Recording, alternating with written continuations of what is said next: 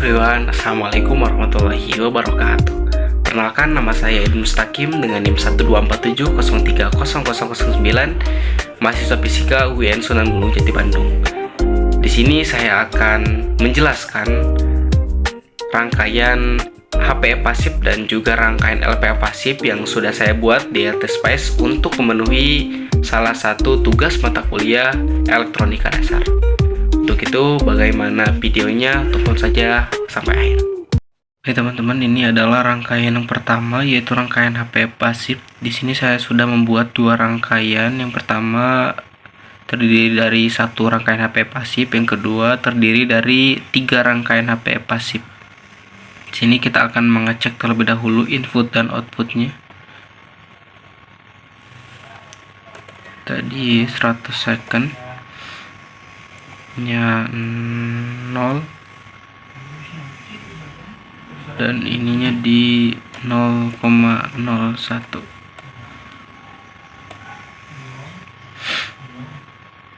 Nah, sekarang kita cek terlebih dahulu untuk di input HPE pasif yang pertama.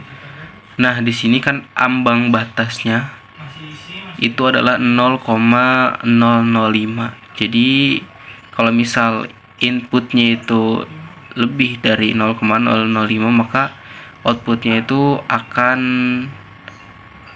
diteruskan, jadi tidak akan ke blok. Tetapi kalau misal kurang dari 0,005, inputnya itu nanti di sininya tidak akan muncul, bahkan berkurang gitu. Jadi kita cek terlebih dahulu inputnya berapa. Nah, di sini untuk input HPE pasif dari rangkaian pertama itu adalah 5 volt. Sekarang kita lihat. Nah, sekarang kita cek output dari rangkaian HPE pasif yang pertama.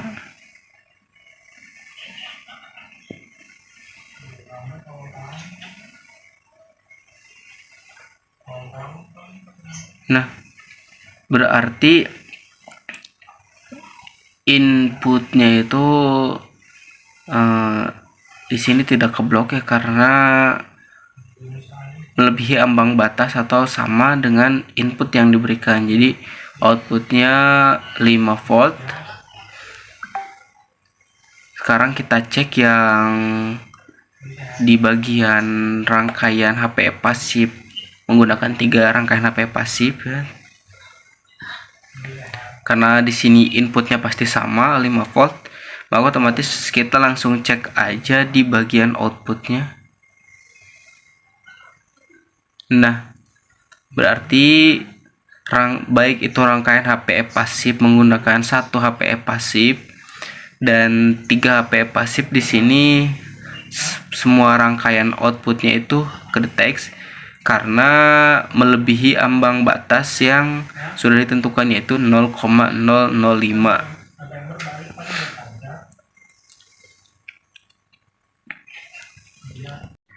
Baik, untuk sekarang kita akan ubah untuk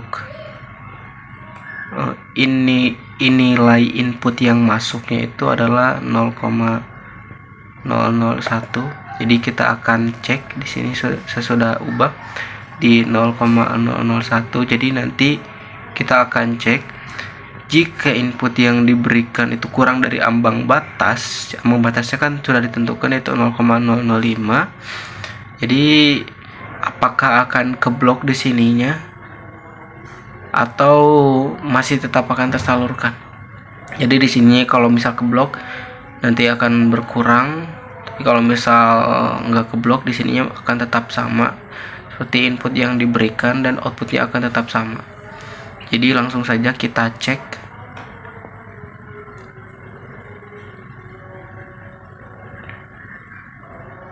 Sekarang kita cek terlebih dahulu untuk yang di bagian inputnya. Nah, di sini kita bisa lihat untuk inputnya itu 5 volt ya. Nah, ambang batasnya itu kan 0,05. Sedangkan sinyal yang harus diberikan itu, output yang diberikan itu 0,001. Nah, di sini kita lihat apakah akan ke blok. Nah, teman-teman bisa lihat di sini berkurang ya, jadi 0,8 volt, dan untuk lembahnya itu di minus 1 volt. Sekarang kita cek di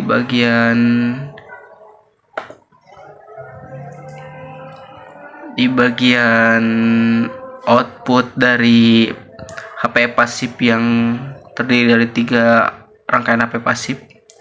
Sini kita cek. Nah, di sini bahkan lebih turun lagi ya, drastis sekali,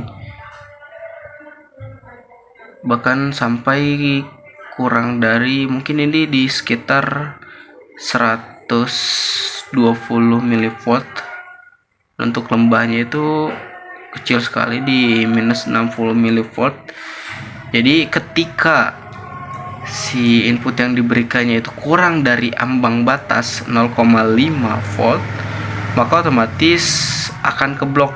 Jadi outputnya itu akan kurang, bahkan minus, ketika si input yang diberikannya itu kurang dari ambang batas yang sudah ditentukan.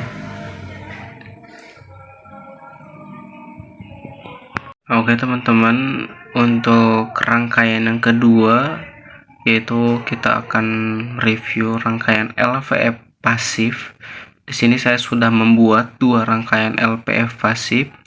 Yang pertama menggunakan 1 resistor dan 1 kapasitor.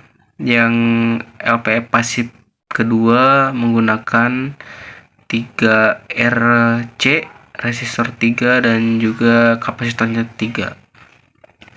Di sini kita akan cek terlebih dahulu untuk rangkaian LPF pasif ini.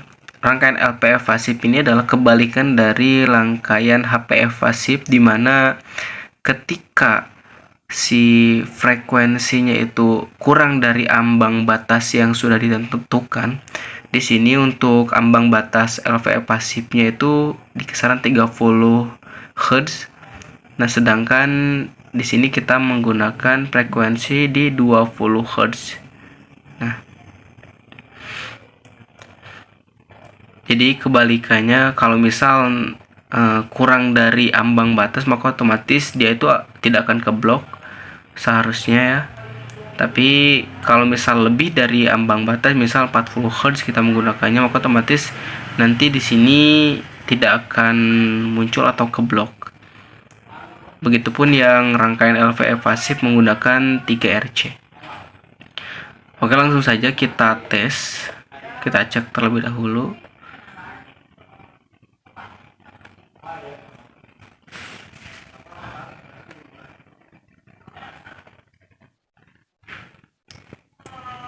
Nah, oke. Kita cek terlebih dahulu di bagian inputnya. Nah, di sini untuk inputnya itu adalah 5 volt ya. Kita cek di bagian outputnya. Nah, untuk di bagian outputnya ini terdapat pengurangan ya, di sekitar 4,5 volt, sekitar 4,5 volt. Jadi ada pengurangan dari 5 volt ke output yang dihasilkan. Kita cek di bagian LVF 3 RC. Untuk inputnya sama ya, 5 volt, sedangkan di sini kita menggunakan 3 resistor, otomatis output yang dihasilkan juga akan berbeda. Nah, di sini bisa teman-teman lihat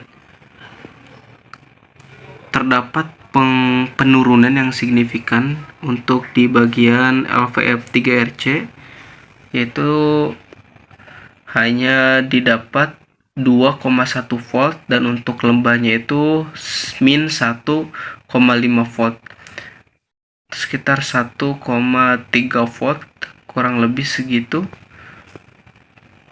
Nah, jadi